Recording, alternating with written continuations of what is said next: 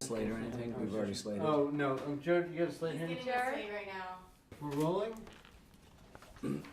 153 marker. Okay. Thank you for doing this. This is very exciting for us. You're very welcome. Can you just start off and tell me briefly about your childhood, your parents, where you grew up? You were born in 43? 43. May 26, 1943, the Bronx Hospital. Father's a plumber by trade, and my mother was an office worker, Grant Accounting, Wallace Avenue, Pelham Parkway. And I still think of the Bronx as, we were talking about this Saturday night, there's something genetic about folks who were born and raised in the Bronx. And when we talk to each other, lights go off. Do you remember this? Do you remember that? In the same way that folks who live in different parts of the world or different racial things, they have it internally. So the Bronx is hardwired for me. What was the dinner table conversation like? Not a lot. Certainly not a lot of politics. My father worked 7 days a week. And my grandmother was a fixture in the house, my mother's mother. And she was a Democrat.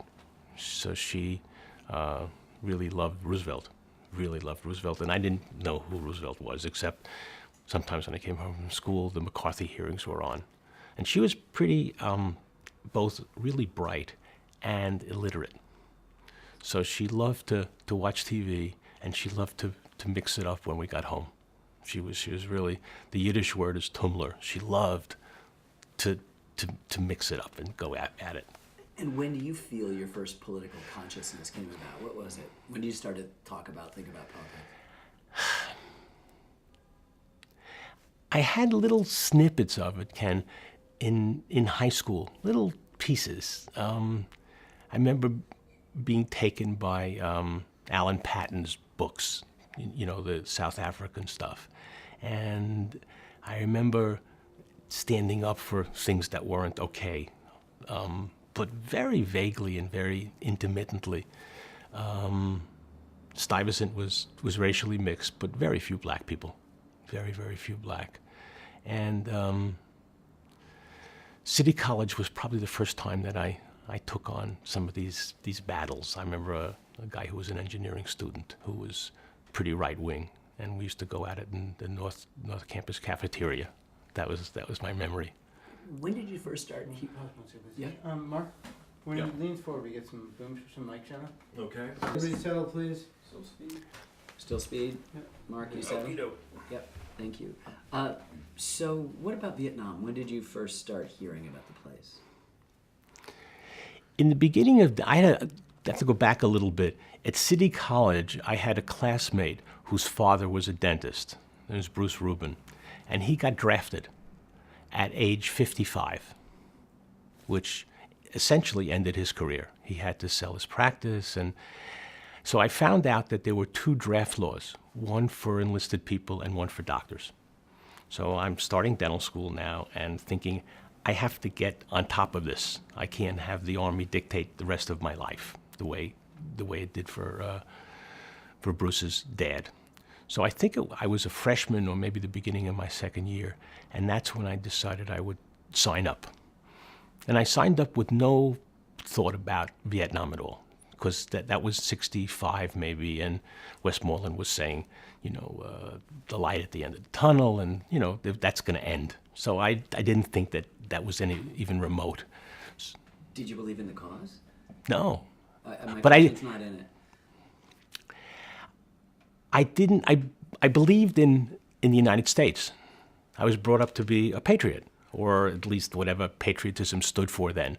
I didn't have any questions about whether it was right, and it wasn't until the end of dental school and the beginning, at that period when I started appreciating the duplicity of the government. Maybe that's the beginning of my disillusionment. So why enlist? I mean, is that to control your destiny? Yes. So my question. I enlisted in order so that when I finished dental school, I could, number one, choose where I was going, and number two, choose the timing of it. Because I was married then. I had a young daughter, and I figured, okay, I'll go in 1968. I'll be finished in 1970, and I can go about my business. Do you remember the Tet Offensive, hearing about the Tet Offensive? Sure. Tell me about it. The Tet, and my question's not in. The Tet Offensive made me uncomfortable, but the whole Army thing made me uncomfortable. I'm in the Army now, and I'm the first generation high school graduate, college graduate, certainly professional in the family. So the thought of Canada or leaving, my political consciousness was nowhere near ready for that at all. But I became a student of Vietnam because I said, wow, seems crazy to me. Remember, Tet did that? well, not only Ted, but the assassinations. You know, it was first Kennedy and then Malcolm and then Robert Kennedy, and all of these things were going on, and clearly the U.S. government had set things up. Reading about the Gulf of Tonkin, and all of a sudden I'm saying this is not as honest a broker as I thought. So, put me back in the moment you hear that LBJ's not going to run. What did you feel when LBJ said? I liked the U.S. I guess congressman from the island, Lowenson or whatever his name was, but he was the spearhead for the anti-LBJ movement. So I said, "Yay, go for it." But it wasn't. My consciousness about Vietnam didn't happen until I was there. Let's get there. I mean, I just think when you heard the news that LBJ wasn't going to run again, did you feel like the war was going to end? I mean, tell me. My question's not in it. I wasn't sure because the Goldwater thing was so saber rattling that LBJ's runaway victory, and I didn't know who would be after him. And by that time, I actually was starting to lose faith in the U.S. government, and it didn't much matter to me who was going to be president. There were 500,000 Americans over there. I had begun to get a feel for all of the bad stuff that was going on there, and thinking this is not okay. Regardless of who was the president. You were stationed at Fort Devens after your training, and you began to attend. I never got trained. I went to Fort Devens immediately from dental school. In the Army those days, they weren't giving medics, dentists, or physicians training until they got orders to Vietnam. And if they didn't get orders, they never went down to Fort Sam. So I went from dental school to Fort Devens. And after I got orders to Vietnam, from Fort Devens to Fort Sam, and from Fort Sam to Vietnam. While you were at Fort Devens and your politics are changing, did you then consider the other options like Canada? I mean, what Briefly. I briefly considered Canada. Again, I wasn't prepared to throw away this class privilege. Didn't know that language then. In retrospect, I look back on it and say it was class privilege. I wasn't prepared to give that up. So I thought of becoming a conscientious objector. I explored that. It wasn't me. I decided that perhaps I would break my leg and they wouldn't take me overseas, which, of course, as I look back on it, is beyond preposterous. And I went one Sunday or Saturday to a double Black Diamond Mountain to see if I could do the deed there. And it just absolutely scared the pants off of me. I mean, so instead of breaking my leg, I was thoroughly humiliated and walked down the mountain. And I said, this is not going to work either. So I'm pretty much confined to my fate. But you began to attend meetings off Fort Devens. Can you talk about that? The meetings that I went to were very vague. They were run by the Quakers, the Friends meetings, and they were very pacifist-oriented. I don't remember a lot about them, but they were looking for people to become conscientious objectors, and that wasn't for me. You were married, and as you said, had a new baby. How did your personal situation affect your decision about going to Vietnam? Well, that's actually my personal situation was unhappy. My then wife, Vicky, was political in the sense that I was. This was kind of a nascent political growth that was taking place. She wasn't crazy about being a mother, and we were fundamentally pulling apart. So what was going on personally for me just fueled this just general unhappiness. And there were moments in Fort Devens when I looked up, I'm walking our dog and I'm looking up and I'm begging to go to Vietnam to get me out of my misery, which kind of frightened me. When in fact, when I got orders to Vietnam, I said, God, I didn't know I was so powerful. Then I laughed at myself. Could you tell me what you did in the front yard at Fort Devens, of the house at Fort Devens? Well, as my political consciousness is growing, I decided, and I'm also an exhibitionist, or sort of, I guess. I don't know how to quite describe that. So I decided that all of a sudden I had this canvas. It was called a lawn. And I'd never mown a lawn. I mean, Pelham Parkway has concrete. We played curves on the street. We did all of that, but lawns? So I borrowed Tom Dugan, my housemate's lawnmower, and I carved a peace sign in the lawn, thinking, God, this is really cool to do that, it took a lot of work, the circle and the bisecting, the whole thing.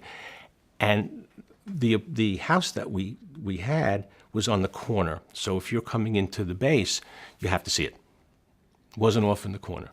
Had to see it. What was the reaction of the base? They went batshit. They went crazy. And I, of course, loved it. I got the reaction that I wanted. This is an anti-war student statement. And I got order to mow it, and I mowed it. And a few weeks later, I got orders to Vietnam. Cause and effect? Likely. The Army it's a lot of things. Subtle is not one of the characteristics of the Army then. Tell me about that moment, landing at Tan Son Nhut. What some of your first impressions of the country? Was it anything like you had expected? Vietnam, there you are. So I got the orders to Vietnam, and I decided that I couldn't break my legs, and I was going there. So I'm still dutiful husband and everything, so I have some weeks off. I go back to the city with Elise and Vicky, and I go to work. I amass some money, and then finally I'm on the plane to Vietnam, and I'm 40 pounds heavier. I'm a real load by this time. Now I would take a pill and I would deal with my depression. Then nobody knew what that even meant. So the airplane is, 400 people. They keep feeding us breakfasts, cornstarch. So we get to Tan Son Nhut. It's very hot, bloated from all the French toast and corn syrup. And it's very hot. And my first thought is, you're fucked. You're fucked. One of the measures in Vietnam of your state of mind is something called DEROS, the date of estimated return from overseas. And you land, and because of the timeline, I landed with a DEROS of 365. So I didn't even get credit for the day that I was on the plane, which seemed really fundamentally unfair. But very hot. You're meeting some of these regular Army people, the sergeants, and they're not known for their softness. Got to remember the malaria pills, boys, as they give us the tents, the mosquito nets and the malaria pills. Haircuts. My hair was, I was something of a clothes dandy in college, and all of a sudden I'm fat, I have no hair, and I'm got a year in front of me in Vietnam. My state of mind, not happy. What was your impression of the country itself? Could you feel? We're going to hold for the siren. Yep.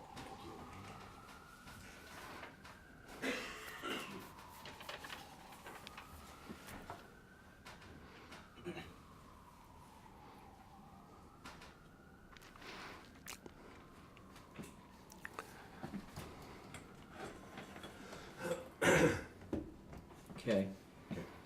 We all speed. Wrong, still wrong.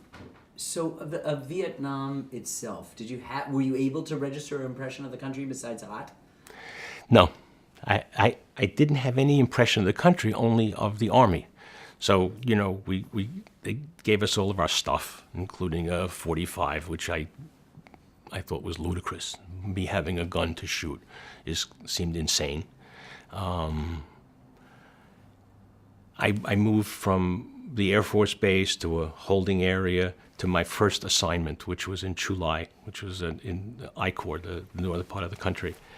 And not a plum place. The further north you go, the more dangerous. I didn't know a lot, but I knew that. Got to Chu Lai, and I saw a friendly face. I saw a classmate from dental school who knew how to play bridge also. His name is Steve Alltaker. And it was the first moment of happiness for me, you know, and he helped, you know, get me settled. And I'm living in a place with 6 or 8 beds, with little armadillos hanging from the rafters. And I'm trying to figure out how to make the best of what I'm swearing is going to be one of the more miserable years of my life.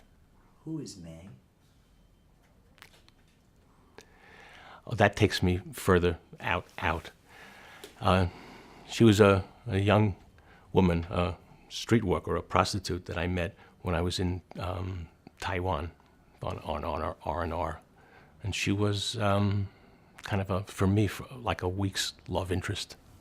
You know, she was lovely. She showed me around. I saw cherry blossoms and great Chinese food, and she was important for a week for me. Why was that important? I was emotionally depleted. So when I met her, I had 2 weeks before, I had met Vicky in Hawaii, and that just confirmed to me that the relationship was really over. Vicky had, on her own, decided that she was going to love the one she was with, and since I wasn't with her, she took on a lover. Actually, this guy lived in our apartment, which was, you can't imagine the depth of that. That's so, and I'm paying for it, so it has a double zinger. So when I went to Taiwan with my friend Rick McCreary, we had a week of play, and May was part of that week. Tell me about that typical life of a dentist in a war zone. Who'd you treat? What were the rules? I treated enlisted people, officers. By this time, I was a good dentist, so I was known as a good dentist. So the more difficult stuff came to me. The dentistry was fine. I mean, the dentistry was, you know, you started at 7 in the morning, you were done at 4. Certainly nobody broke a sweat at all.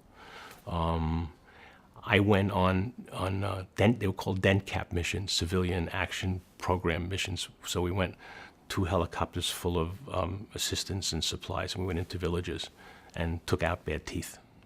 You know, took 300-400 teeth out in a day, and wonderfully gratifying. You know, really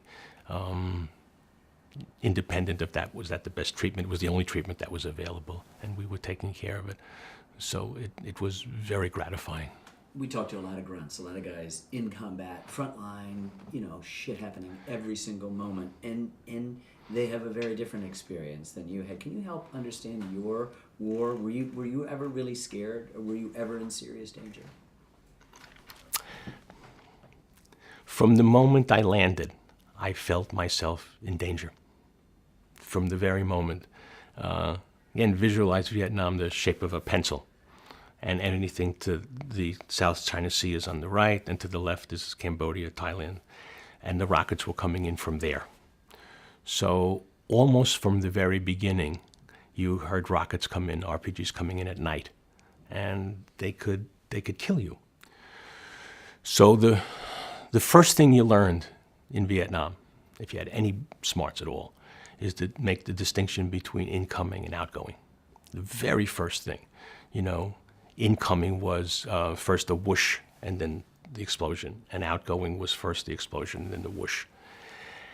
So from the very beginning, wherever you're sitting, wherever you're standing, you look around at where you can fall to the ground when you hear these sounds. So for an entire year, I'm being scared. So That's there's- different scared than the grunts, because the grunts are, they're shooting rifles. I'm not shooting anything. I'm like a target. So there's no rear in this war. No rear. There was no rear in Vietnam. There were stories about, people who were sleeping and got, rockets landed and lost limbs. And I mean, one of the stories is I'm in a place called Chu Lai, which is a nasty place. I think it was the home of the 11th Infantry Brigade. And a dentist there, had his testicles blown off when he was sleeping. So all of a sudden you do crazy stuff. You sleep hunched over, you take your helmet and you put it over your crotch. They're not going to get mine. But you're scared. You're scared. You're not in favor of the war before you go. Obviously, your views are changing while you're there. As you see up front what's going on, what's the conversation going on among your friends and you? What are you thinking about? What are you talking about? From the time I met Vicky in Hawaii, she had been to the October moratorium, October 15th. Come back, still diffuse about what I'm going to do, but I know I'm going to do something. That's my nature. Come back from Taiwan, and somehow I am going to get active. And I'm talking to people about the war. I mean, I was known as a pain in the ass to the Army. I had, Dr. Strangelove, I think, and I had the Make Love Not War posters in my operatory, which didn't endear me to the Army, but, fuck them, I didn't care. Really, in fact, if I cared anything, I loved doing that to them. I loved putting people on sick leave after a filling for 3 days. That was my little Allen's revenge, And the conversations when I came back from Taiwan started to get increasingly serious because the anti-war movement here was getting serious. And I'm learning more about it, even in its very attenuated way. The Pacific Stars and Stripes were giving us some information, and I was getting information from home. So that's what I started. If you came into my operatory for whatever, I started talking to you about your obligation to oppose the war.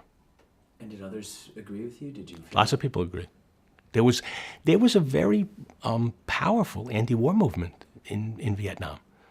I mean, so much so that there were officers that feared for their own lives by this thing called fragging.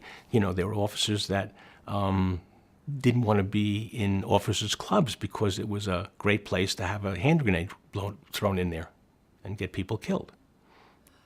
What disturbed you, Alan, most about the war?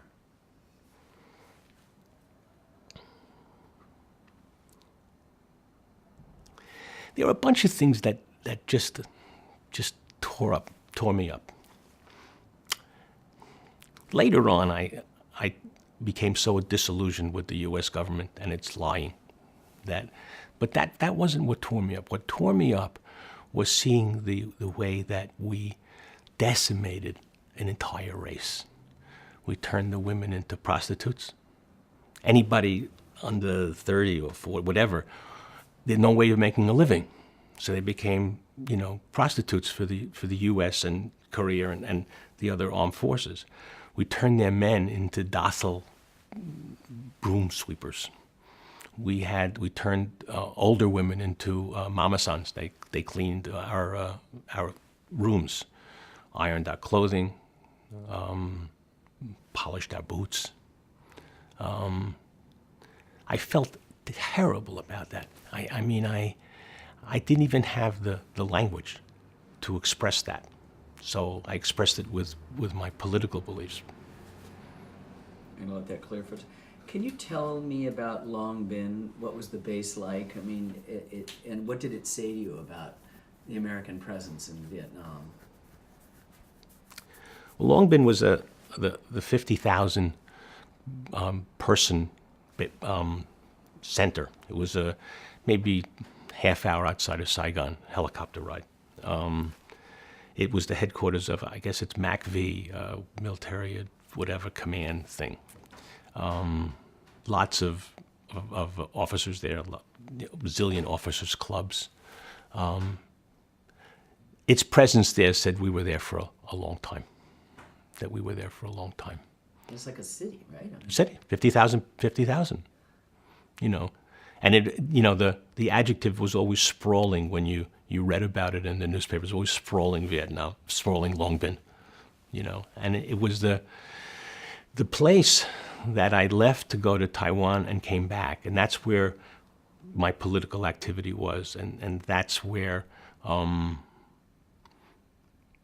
I had to decide whether or not I was going to continue to do this with in all likelihood going to prison or give it up. Long Binh had a jail. Can you talk to me about that? The Long Binh jail? I can.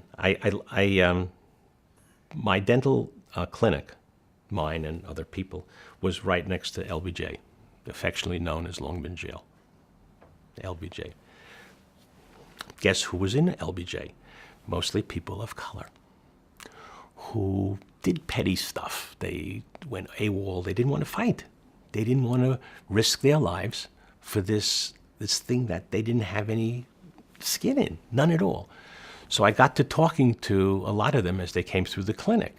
And that just reinforced how absolutely fucked up this place was, this war was, this army was, and in fact, as things moved along, this country was.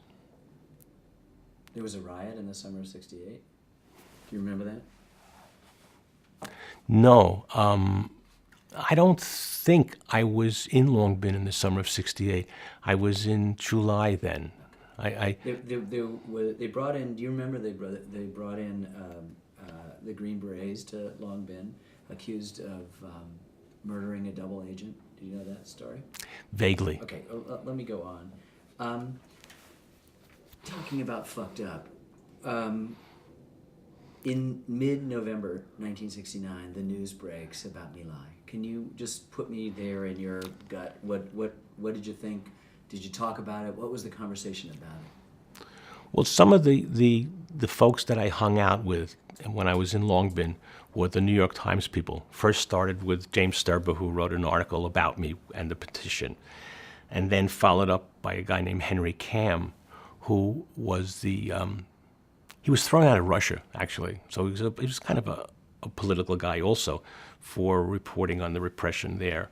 And Henry was a reporter in the Saigon Bureau. So on Sundays, I went to Saigon and hung out in the Times office. It was kind of like I can be home there. I can get out of the army and be surrounded by like-minded people. And I read the Times, and Henry comes in, and I know him just by sight, and he was white as a ghost. He had just uncovered My Lai. He says pretty much this is accurate, although it's a long time ago. He said, "You won't believe what I discovered." You know, the bodies in the grave, the massacre, the cover-up, and he was shocked. What would you feel? It just hardened my disgust. You know, I some of this stuff because I knew a bunch of the people who had signed the petition were West Point people, and I had connected James Sturber to some of them to do a story on the bayonet training that they had in West Point, which is the kill kind of stuff. So and in connection with the army people, I knew that they were rewarded for killing. That's what it means to be in the army. You kill, you get rewarded. Talk to me about the petition. Oh wait, let's stop then. Okay. Sit like that. Let Jared clear. All good back there. You speed there? Yep. Good. I just want to go back to the question about what disturbed you about the war. You spoke really movingly about the social degradation, the horrors, the mamasans, the docile men. But can you talk about, in terms of the war's effect on the country? Did you think, for example, that it seemed like we could win this war? What was your feeling in terms of what disturbed you about our military actions? Hang 1 second. That's So okay. we're going to, okay. Yeah, we're okay. A memory that I have that undercut my belief that the United States could support South Vietnam to win the war was one day, I don't even know exactly where I was. I passed a depot. Must have been hundreds and hundreds of yards square with equipment in it, all rotted. All rotted. It had come into the country, so I created my own narrative for this. Come into the country, and the system itself was so absolutely corrupt that there was no capacity to use it.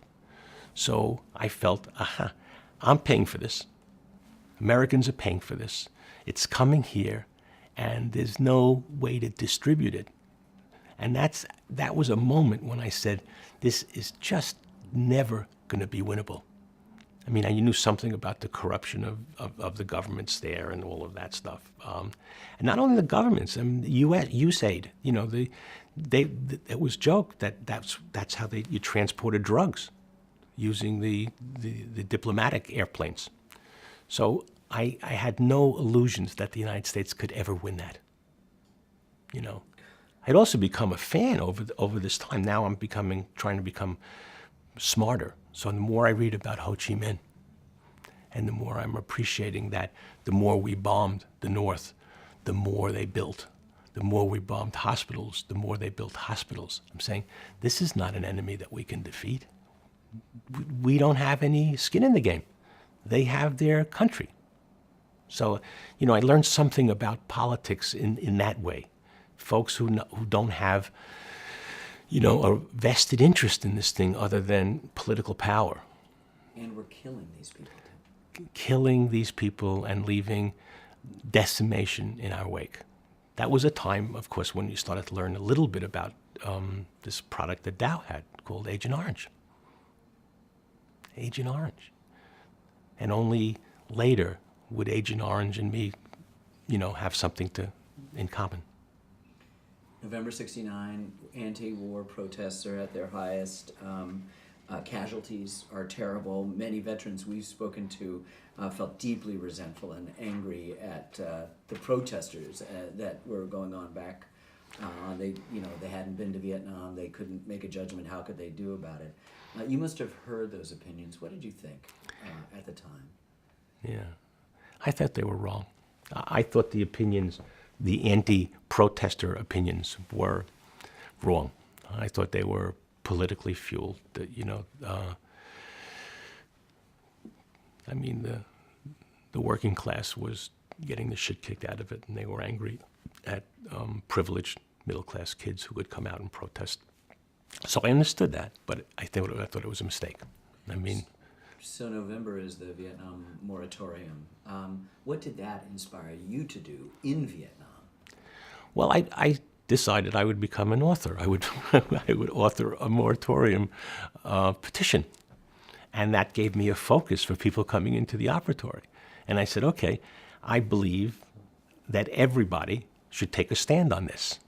And a stand might be that you don't want the war to end. If you want the war to end, sign this.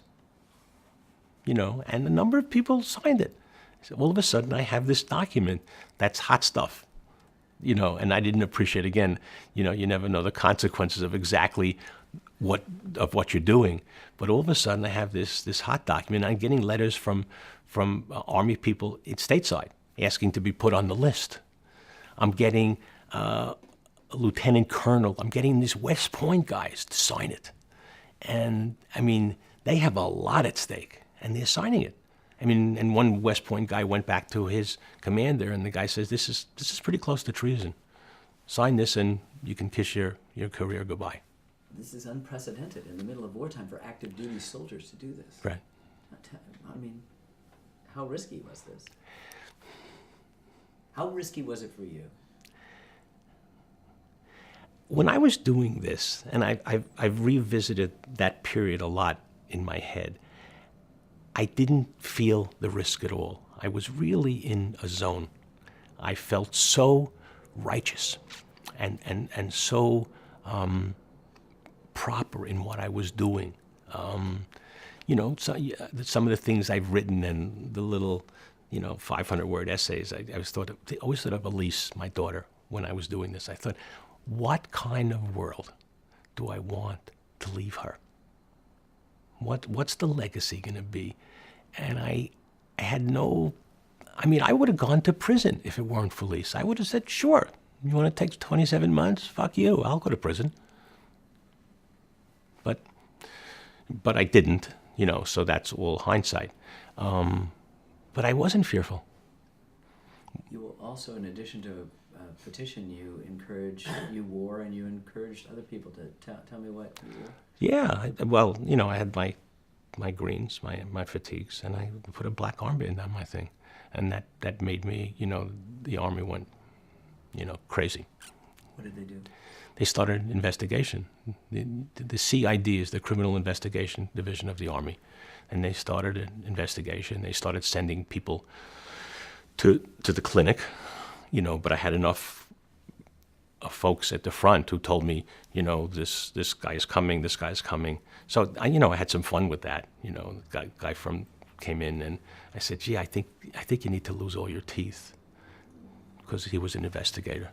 So I was playing with them, and they didn't see the humor in that, but I thought it was a hoot. You found something written on your door. Can you tell me that? Yeah, this is sad. This is, it wasn't, it wasn't all sweetness and roses. It wasn't like everybody said, sure, Alan, let me have the petition. Faggot, commie, Jew was on my door one night. I came back. That's the triumvirate that people associate. If you're Jewish, you got to be gay. And if you're gay, you got to be a communist, because only communists so that was on the door. And then I think a couple days after, I got this letter from Leonard Boudin, who was representing the left wing in this country, and offering his support. Let me go back and Phil. What did the petition say, and what were you hoping to accomplish? The petition was as simple as could be. We support the aims and goals of the Vietnam Moratorium Day Committee. Period. No political platform, I didn't even know what a political platform meant then. I've subsequently learned all of those things, but that's all it said. And I hoped, and I sent it into the newspapers, and I sent it into Sam Brown and the Moratorium Day Committee and all of that, and I hoped that it would be another voice, a powerful voice, for getting people home. I thought the way to support the troops, in my simplistic way, was to bring them home. You want to save lives, bring their asses home. And people said, that's just so simplistic, Alan. You don't appreciate what's going on. And, I had over that year so many battles with the military that I'm not understanding the containment of communism, not understanding they're going to be on our doorstep, they're going to attack through San Francisco. I thought that stuff was just so ridiculous. And I not only thought it is ridiculous. New York Times writes about it. What's the word from back home? What's the response? What'd you hear? The letters kept coming. I get letters from GIs.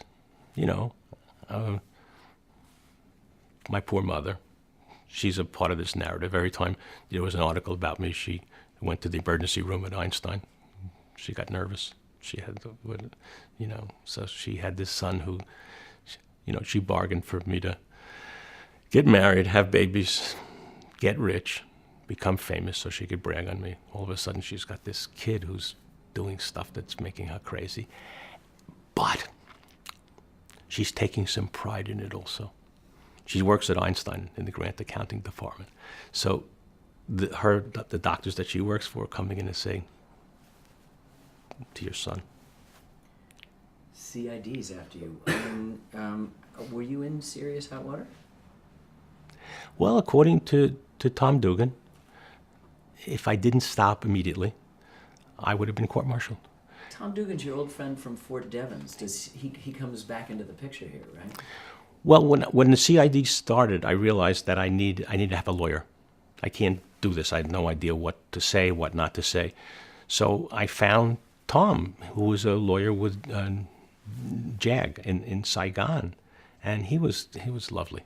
He was just wonderful. He kind of took it over the way good lawyers are supposed to do. He became, from that point on, I didn't speak to the Army at all. I referred everything to him. And he believed that I, in fact, would have been court-martialed completely. And I had a long conversation with, at the time, a person of note in all of this is Howard Levy. Howard had spent 27 months in Leavenworth for refusing to train Green Berets, doing social medicine there. And I spoke to Howard, and I mean, Howard was way more radical than me. I didn't even think of myself as radical. I just considered myself as, of course you have to do this. I didn't have a politic. Howard was not that. And I got off the phone with him, starting to feel a little uneasy about the whole thing. And that helped me decide to stop. Because if I'm being put in the same boat as Howard, I'm going to go to prison. You're a Jew, but you're not a faggot and you're not a commie. People thought you were a traitor. One day, I'm in the clinic, and someone brought me over to a shortwave radio that they had, and there was a person, I guess in North Vietnam, the equivalent of Tokyo Rose, someone who was doing propaganda for North Vietnam, lauding Captain Goldstein, a true patriot, who's helping the United States get out of the war. This really was a shot in my solar plexus. This is like, oh my God, this is way more than I wanted. Now I'm being seen.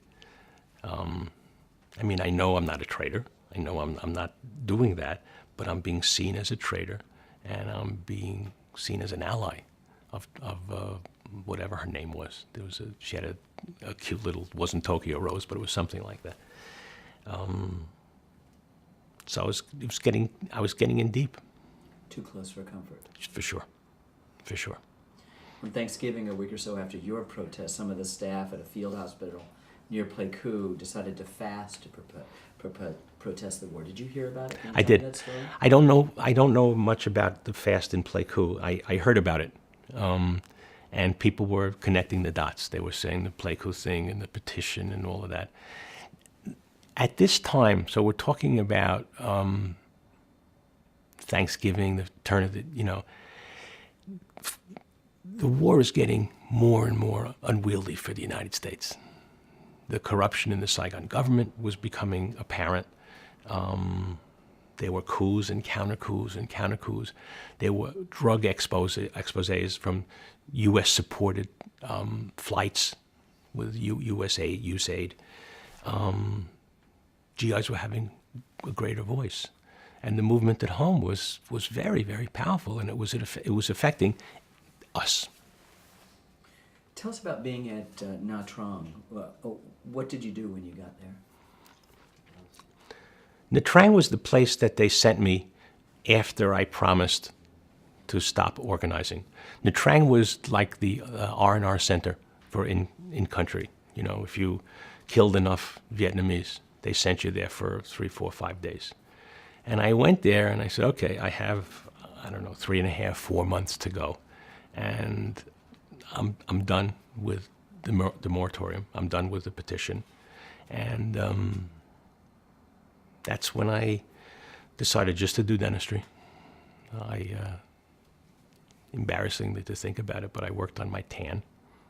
So when I come home, I would be really a hunk, because my life was so fucked up that I would come home and try to make things magically okay.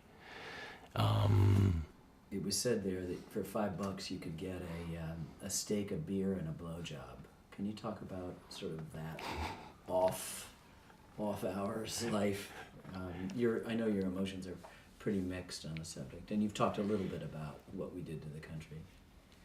Well, I don't know about the steak and the massage, actually, but Nha Trang was a very open city, and it was at. So there, let me go back in my head. I'm there. My commanding officer said, the first I hear of you doing this stuff again, you'll be court-martialed. So I think I said fuck you to him, but I stopped. And then I'm with a group of, and I'm doing dentistry. I'm developing a social life there. I don't remember the food, actually. But, the United States had so screwed up the economic system that the inflation there was so staggering that you didn't ever have enough money to go into a good restaurant because it was 4 times, we were holding an artificially depressed level for the piaster. It was very decadent in the Trang, very decadent. And it wasn't until I think I had 2 or 3 weeks to go that I started to get nervous, really nervous. I said, this is like, you don't want to be the last person to die on the beach in World War II. So, and the rockets came in. The Trang was not so far away from staging areas. And you never knew who, it could have been the Mamasans who were targeting where to send the rockets. There was no distinction between who was from North Vietnamese, who was a Viet Cong, sympathizer, and who was a loyal South. You had no idea about that. So the last image I have of Nha Trang is I create a little bunker over my bed, sandbags all around, and I slept with a flak jacket and a helmet for the last 3 weeks. You're going to survive this. I'm going to survive this. I'm going to survive this. Can you talk about drugs, marijuana, heroin? How readily available were they? Did you partake? Was it a serious problem? It was like going downstairs and, going to the nearest greengrocer. For $2 you can get a pack of marijuana cigarettes. I think I did grass. I never did heroin, thanks God. But the grass was wonderful. You could really get easily and happily stoned for no money at all. No money at all. But it wasn't just the people would talk about that, but the fact is that there were enough alcohol outlets. You can get a gallon of booze for nothing also. So the United States Army really helped generate that kind of stuff. What was the mood among the soldiers? Why do you think morale was so low by 1970? Why was there so much disaffection with the troops? Most of the people that I know who were there against their will. Everybody, aside from a few people who saw their careers, growing because of the war, were there against their wills. Were you aware of the military's worries about soldiers starting to refuse en masse to cooperate? I mean, did you remember any specific examples to help me understand that vibe of what's going on at the... Even the Pacific Stars and Stripes, which is the official publication there, they had to carry, and they did, stories of people refusing to go up a hill or refusing to take this objective or refusing to do that. Soldiers just said, fuck you, they ain't gonna do it. Yep, don't interrupt like that. I'll stop it, okay? The siren was okay before. Can you just tell me that one more time? Start with this. Yeah, the Pacific Stars and Stripes was the official publication. Even they were forced to cover some of these insurrectionary acts. They had to.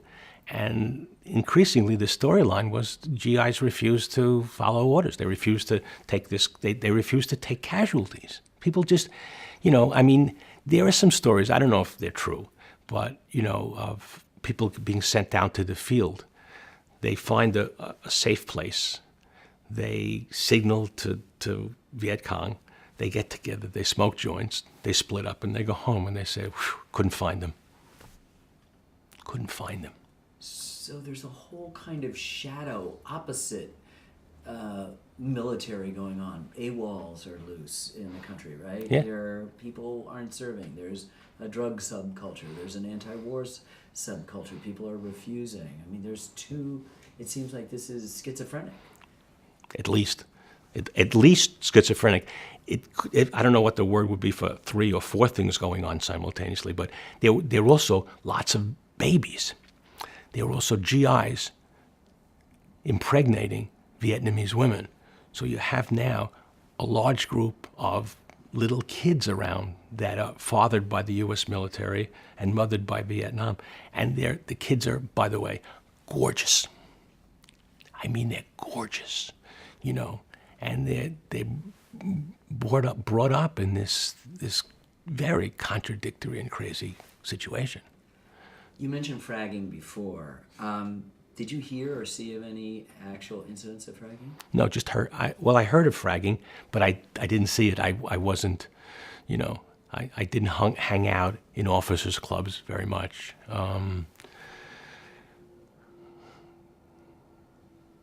My life there was, again, after I got to Nha Trang, it was, okay, you got a few months to go, Alan. Please don't be a schmuck. Just get home alive. Like I was going home to something so special anyway, but you'll come home alive. Tell me about Saigon. You spent time in Saigon. Can you paint a picture of this city, what it was like?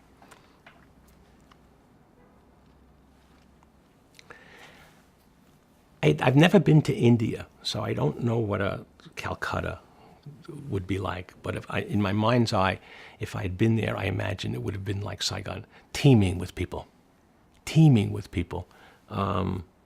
Beautiful little, villas, and some great French restaurants, the Caravel Hotel, and some, fancy hotels where the press stayed, wide avenues, beautiful parades of beautiful Vietnamese women in their typical garb. That's all I know. I mean, I remember going to the New York Times headline, article, and I remember having dinner with Henry Kam one night. But that was pretty much it. You've spoken about corruption. Was it evident in Saigon? I mean, could you feel that sense of what we'd done to the country, or do you think we bore responsibility for that corruption? Well, I always felt that we bore a huge amount of responsibility for it. I think that for me, when I read more and more about the Geneva Accords, and I read about the United States sandbagging them, everything seemed to fall into place. The corruption in Saigon, the increase in poverty, the coups that were going on, all of that seemed to make sense when I appreciated how absolutely we had undermined any possibility for the unification of North and South. The invasion of Cambodia caused a firestorm of protest in the United States. Were you upset about it? Yes. My question's on. So I'm sitting in, I guess, an officers' club, and Nixon is saying, "We will never, ever invade Cambodia, or we'll never bomb it." Two guys sitting next to me in fly suits, and they look at each other and then to me and said, "Guess where we were this afternoon? We were bombing Cambodia." I didn't need to know more than that. That was just another instantiation of who can you believe? Who can you believe? Tell me about your last hours there. You're going to go home. You're going to get on an airplane and you're going to go home.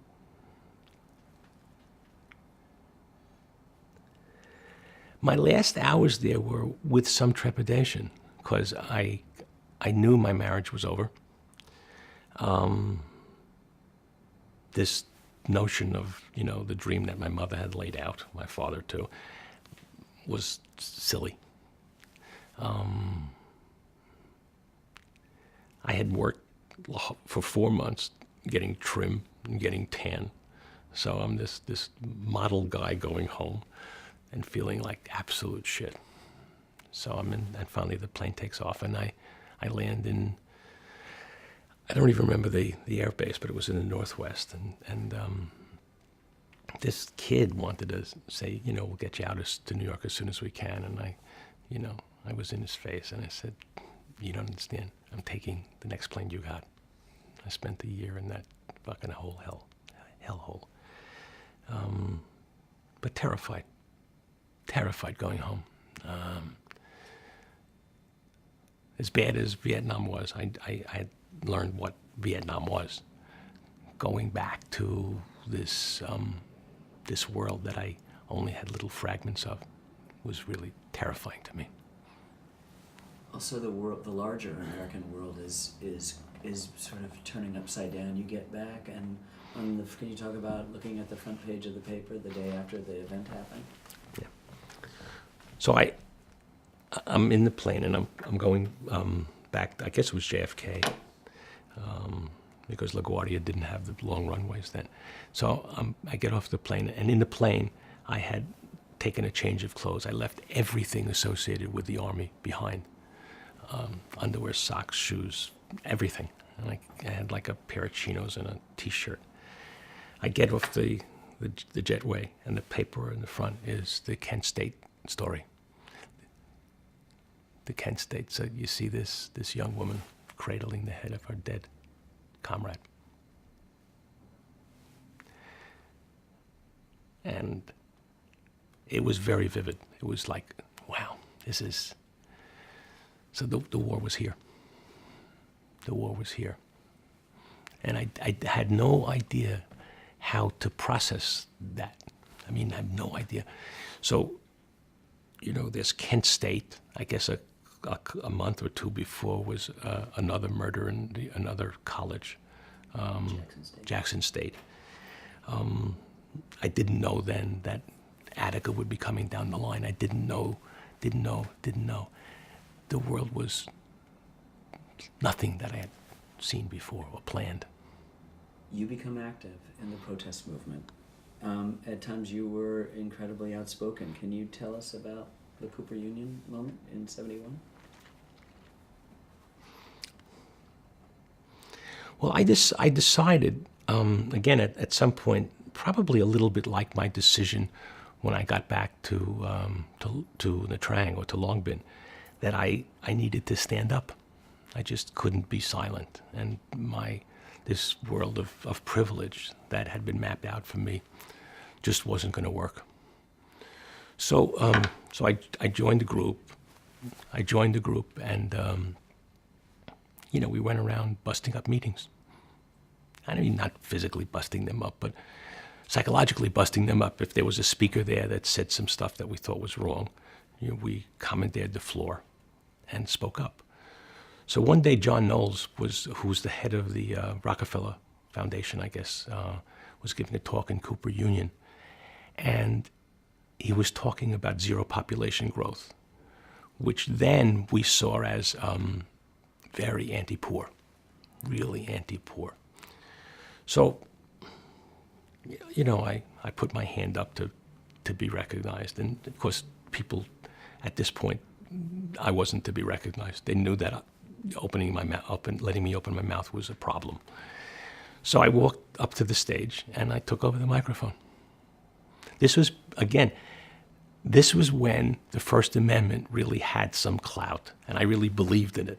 So I took over the microphone and said what I said, and they didn't even throw me out. They just said, "That's enough." I said thanks, and I left. Meanwhile, the head of Cooper Union invited me back to be part of a panel to have this conversation. So that was then, and now is now. Now, I'd be maced. But then you didn't mace people. You said, wow, thanks for coming, and move on. You were going to marches? Oh, wait, we're going to run out? Yeah. Okay, we're going to change the reel again.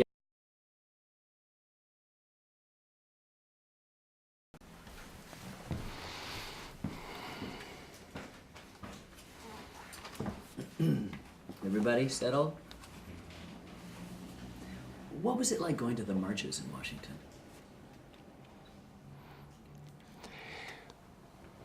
When I went to a bunch of marches when I came home, the feeling was that I was really an outsider, that I had been there, and so many of the people there were kids. They didn't know what was going on. They were fueling all of this on their own energy and adrenaline. But there, I went there. I took pictures, and the police presence was what struck me.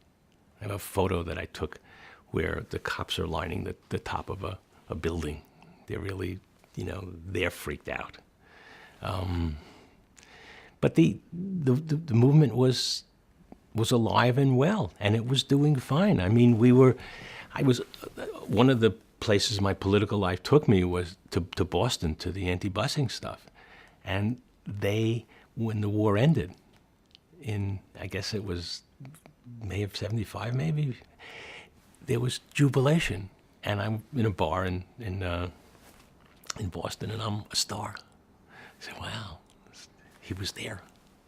So you feel like a baby in Vietnam, and you come back and you realize you're the adults and they're the babies. Right. The inner world movement. My question's not in. Can you just talk about that? Because you said it in the break that you were a kid.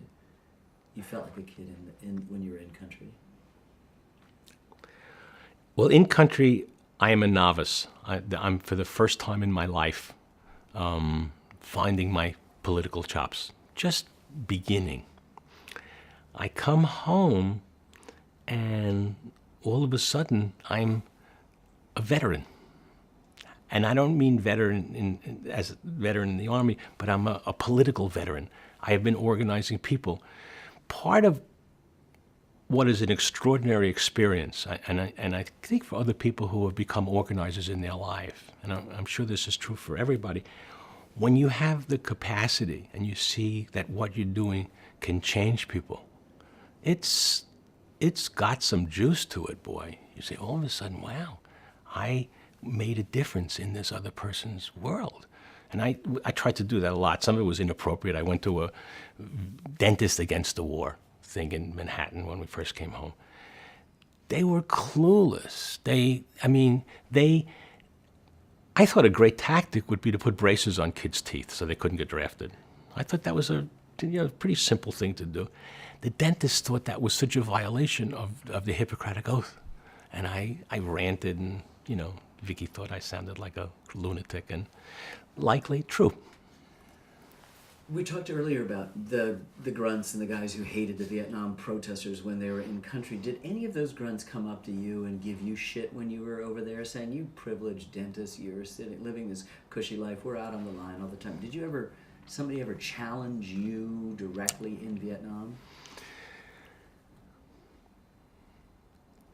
In Vietnam, I found the going really easy. I didn't get bad stuff. So, which it's funny to think about that, because I have some patients now who were grunts, and there are things and there's a closeness because of our similar histories, but they found their calling in killing. They were grunts. They finally found something that they could do and do really well, and they were vilified when they came home, and they could never. So we figure out what we can talk about and what we can't. And we can't talk about political beliefs.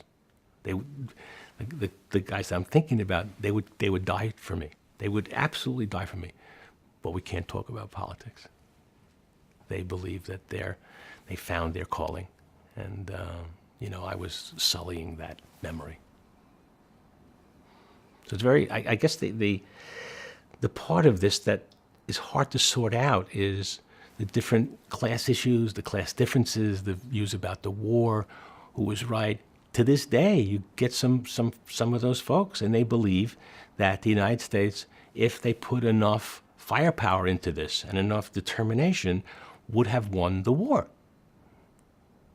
people actually believe that, and so that, of course, folds over into Iran and Iraq and all of that stuff. But when I was there, we had 500,000 people. So what was enough? Westmoreland kept asking for more people, and how many did he need? Probably 17 million. Did you go to any of the marches of the Vietnam veterans against the war and watch them throw their medals in? I did. Tell me about that. Yeah, I loved it. I'd been down there, and when I went down to some of these marches and saw, them people do that stuff, I thought they were really being courageous. What stuff? My question's not in. Just start again. When I went down there and saw some of the veterans throw their medals in, that seemed to me to be really putting themselves out, really gutsy, and at least some people really coming to grips with their own histories. There was a young officer who did that, who testified then before Congress, named John Kerry. Mm-hmm. Can you remember the impression that John Kerry made on you?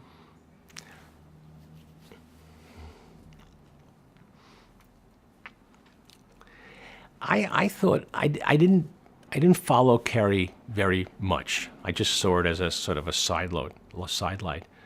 But he was from a pretty patrician background and had been there, and his testimony really moved me. I thought that was really gutsy, and subsequent to that, I had huge fights with people who, I guess the swift boat people, who started to denigrate his history and his service. I said, this is right. The Winter Soldier investigation. Remember that at all? I don't. Tell me about Jane Fonda. She's still to this day. It's so amazing. I mean, everybody's sort of forgiven and forgotten if they've got areas of conversation they're not going to talk. But Jane Fonda, tell me, what was your reaction to her trip to North Vietnam? I loved her. I mean, that clearly, she was more than a political symbol. She was a sex symbol to me as well. But I thought she really took her position and went out for it. Clearly, she overstepped her bounds. She did stuff that really offended people. Mounting the cannon and doing all of those things really offended people. But she wanted the war to end. She believed, as I did, that Ho would have led a unified government. And she probably was too full of herself and really offended people. But, a few years ago, Marilyn and I, my wife, had dinner with her in a place in Nantucket. And she was charming as could be. I gave her the book Ho to read. When you got home, what happened to your marriage? So my marriage was done way before I got home. But when I got home,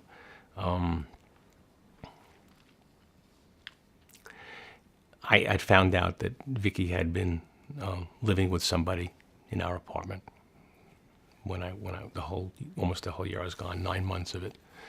And this was 1970, so those are a period of an open marriage and blah blah blah. So we tried to work it out, and nowhere. So we ultimately broke up. And to Vicky's, she bargained for somebody that she didn't get. She didn't bargain to have this husband who turned into, a radical at all. Your marriage splinters. There's a splintering of the anti-war movement in the late 60s and early 70s. There's the radicals, the weathermen. There's people who want to do it through peaceful political process. What resonated with you? I moved very far to the left in short order when I came home, and started studying communist literature. Started studying Marx and Engels and Mao and Stalin and all of those folks. I mean, not that Stalin wrote very much, but and studying the history of the U.S. left. And I, proudly declared myself a communist organizer. That's what for many years, so this is early 70s until like 1987, 88, that's what I did. I organized people. I was a founding member of this group and that group, New York City Unemployed and Welfare Council, New Alliance Party. That's what I did. I thought my answer to all of these little problems was changing the world, changing capitalism. Violently, as the Weathermen proposed? Well, I never got that far, actually. I never got as far as, taking up money for arms. I happily, my intellectual capacities stopped there. But I didn't discount the possibility of violence, because I didn't know a government that would be willing to give up their privilege in the absence of, very strong measures. So that's sort of where I left off. I was kind of a nice communist. I wanted everybody to have health care and housing and food and nice families, and that was sort of where my own head was. I didn't appreciate, the anger and the violence of it. Do you think that in some ways a lot of the violent rhetoric helped sort of prolong the war insofar as it hardened those people, frightened of what social upheaval would have meant? One thinks of Paris in '68, other things where people get really frightened and you have a kind of reactionary response. Did you think, Nixon's overwhelming re-election seems so contrary to that. Do you think in some ways that the actions of the radical left ironically prolonged the war? Well, I thought the radical left in this country was pretty impotent, actually, and I don't think they had much either say or very much power in how this thing played out. I believe then, and I believe now, that people don't give up things without, that involve privilege, without some force. And then, I don't even talk violent, but some power. So I didn't believe it then, and I don't believe it now. And now we have all the evidence about, power and power ruling. So while you were a commie Jew agitator, you were fixing people's teeth? Yes. Tell me about that. You were a dentist the whole time. Well, I was a dentist when I came home, and I'm a dentist now, and I'm a good dentist, and I have a nice practice. I have people who, hold me with some affection. Appreciate sometimes my candor. Sometimes they don't appreciate my candor, but they appreciate my skills and my compassion for taking care of them, gently and lovingly. God bless you. Could you talk about Richard Nixon for a second? What did you think of his approach to war? He promised peace and tried to influence the negotiations by escalating war. Right. I thought Richard Nixon was a fraud. I just think he was just a fraud from Jump Street. Again, I come home, McCarthy had gotten decimated, and I have a good McCarthy story. I shared a cab ride with him to the Algonquin when we were first, that winter. And I said, wow, I'm next to a rock star. His name is, And I thought he was just a hardline right winger, and a fraud. I didn't have any use for a very long time of electoral politics. I thought they were, and I hate to even say that now because there's clearly a difference between the Republicans and Democrats, but the divide is not this. It's and this makes a difference, but having it be seen as so different. They're both handmaidens of what this capitalist society is. That's what it is. So what was your response to the peace deal that was first announced in October of '73 and of '72 and then signed in early of 1973? What was your thought about the peace deal? I was happy that the killing would stop. That's really, because having seen the country really get decimated. I was really happy to see it. And, you know, I remember I was very appreciative of the kind of energy and dedication that the Vietnamese people put into reclaiming their country. In fact, when they first were connected to the UN, they got privileges. Here, I remember getting a poster and putting it up in where I was living then. I knew a bunch of people who were doing Vietnamese support work, and I said I would be happy to take care of their teeth. So I put myself out as somebody who would be able to do that. And that didn't work out. They weren't used to having this kind of care. But I remember whenever they came into the office, I held them in real awe. Do you think the anti-war movement helped end the war? Do you think it's a model of democracy, democratic action? When people ask me, what did I do during that period, I said, well, I say this a little tongue-in-cheek, but not so much so. I say, I ended the war in Vietnam. And I looked them straight in the eye and I say, I ended the war in Vietnam. Not by myself, but I was part of the mass of people that ended the war in Vietnam. And I believe that. What was your response to the fall of Saigon? I was happy that Saigon fell.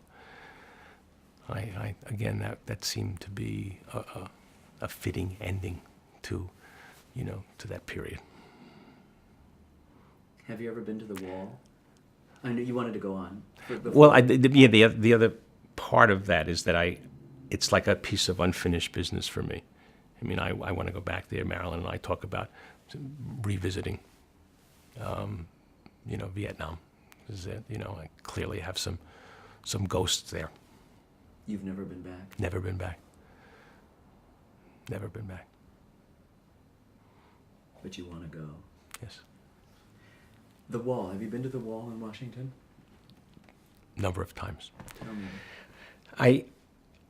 Each time I go to Washington, I need to have some emotional reserve to go there, because when you go there, the people who were there are Vietnam vets, and they come and you speak to them, and then they thank you for your service, and it's really heartrending. It's I guess it goes in spades for me, because I feel ambivalent. My service was that I got petitions to end the war. So I'm ambivalent about that. But you fix people's teeth. But I did my service in that way. Yes. Agent Orange.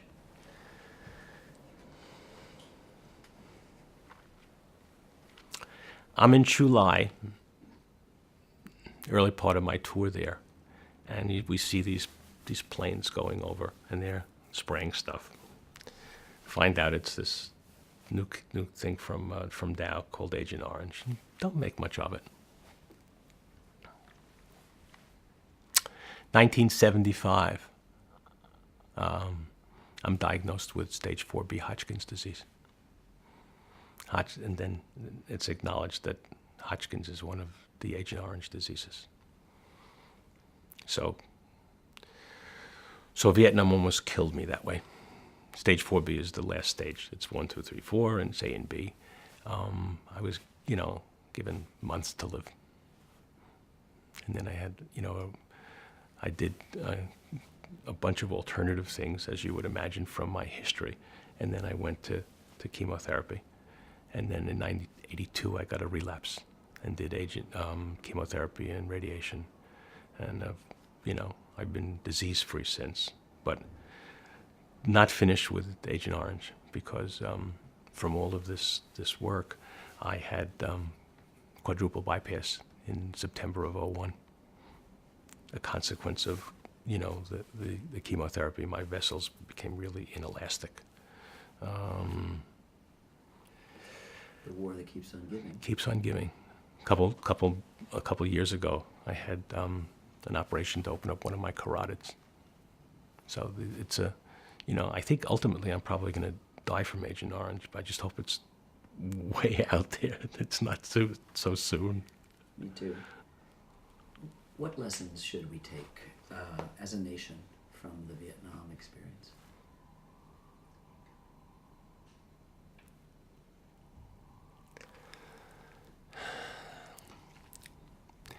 The word that comes to mind when I think of the United States in Vietnam, and I think of the United States in Iraq, and the United States in Afghanistan, is chutzpah. The chutzpah that the United States has to think that it can control the destiny of independent, popular word these days, sovereign countries, just shocks me. Just shocks me. It's so oppressive, and yet it's amazing to me that we keep on. I kept going only because I just felt it was just like musical notes punctuating what he was saying. You know? And I'm not going to make you say that again, Alan. But I'm happy to have you go on. I mean, we're just really trying to come to terms with this.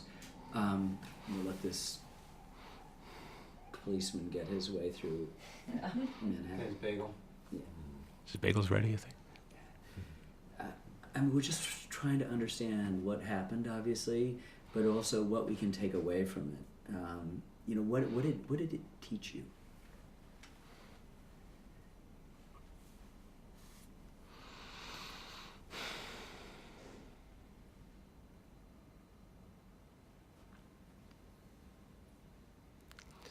Well, my experience in Vietnam and subsequently in politics is that it's very important to have courage, just to stand up.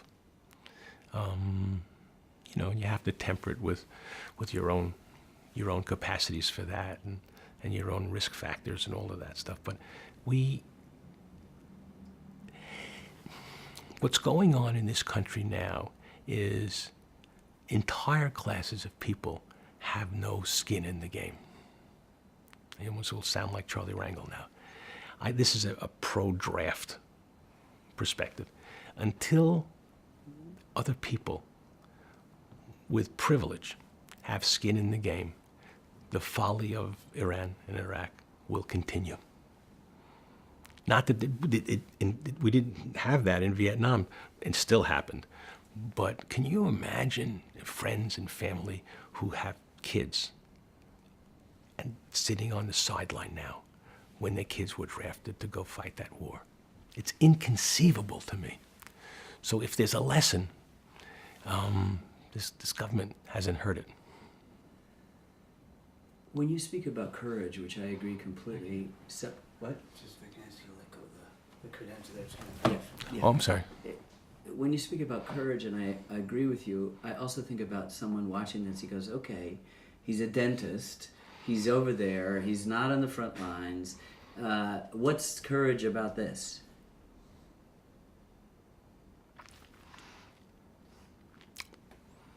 Well, the people who would criticize what I'm saying will criticize what I'm saying. When I was over there and I started getting signatures, people said, oh, what do you know? You're just acting out. You're just in a really shitty marriage. And you're just, and yeah, I mean, people do stuff for different reasons. I'm cool with that. We all do stuff for different reasons. Who among us are so pure that we can say, I'm doing this because I'm so I'm not righteous. What I am is I had a clear view of what was going on. Yes, my personal life was my personal life and it was in the shitter. So what? That doesn't make what I was doing wrong or have less power. So people who listen to this, yeah, I'm a dentist. No, there were no front lines. Yes, my life was at risk. And yes, I came home with only a modest, deficit. Yes, the war almost killed me, and it may still. There's no answer to that. There's no purity in this. We live our lives in the best way that we can, given the circumstances. I would love to have a draft here and see the friends and relatives that I have make some decisions about what they were going to do relative to their children. That's what I would like to see. Then we have a playing field that seems leveler, more level. Take me back to the family, parents. What was the dream for little Alan?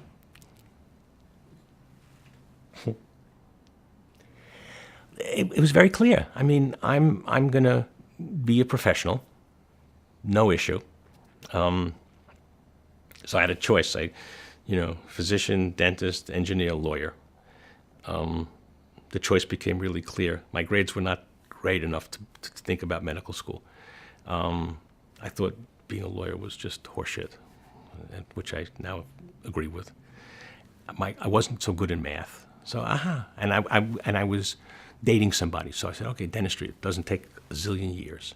So the dream for Alan was to become a professional, to become prominent, to become rich, and have a family.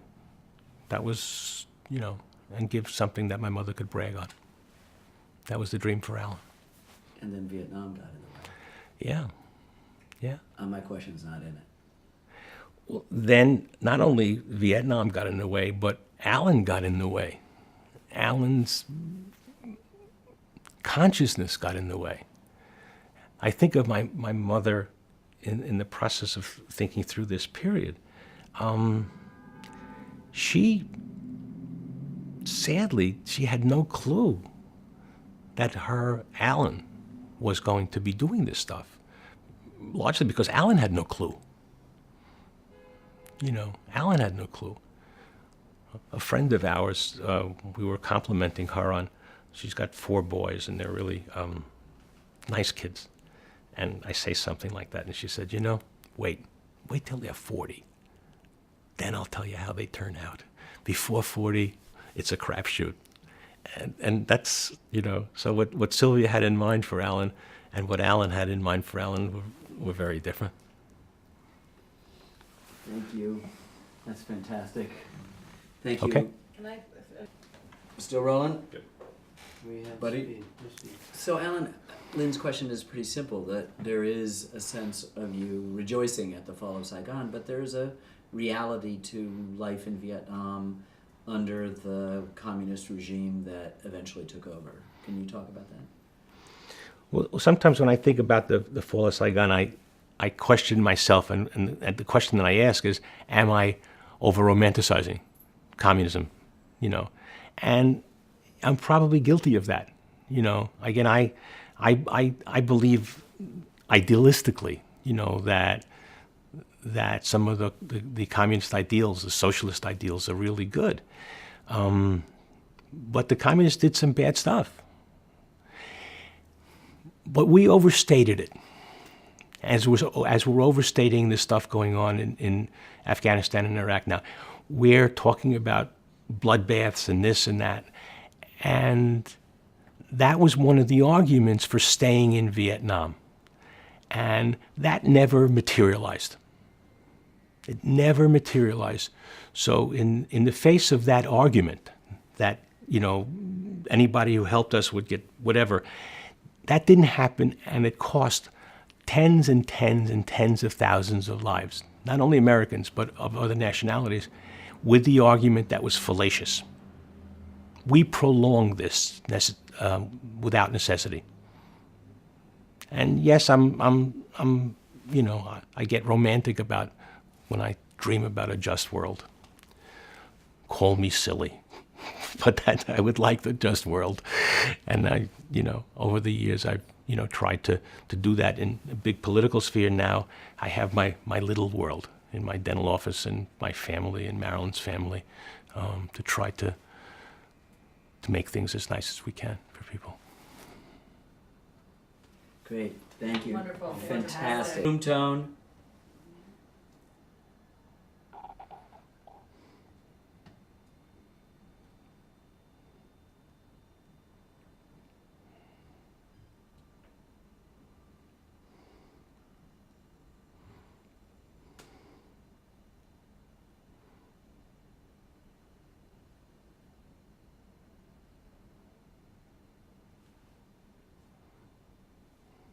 That's plenty. That's great. Thank you. Thank you. So when you've got many different, thank you very much, many different interview subjects.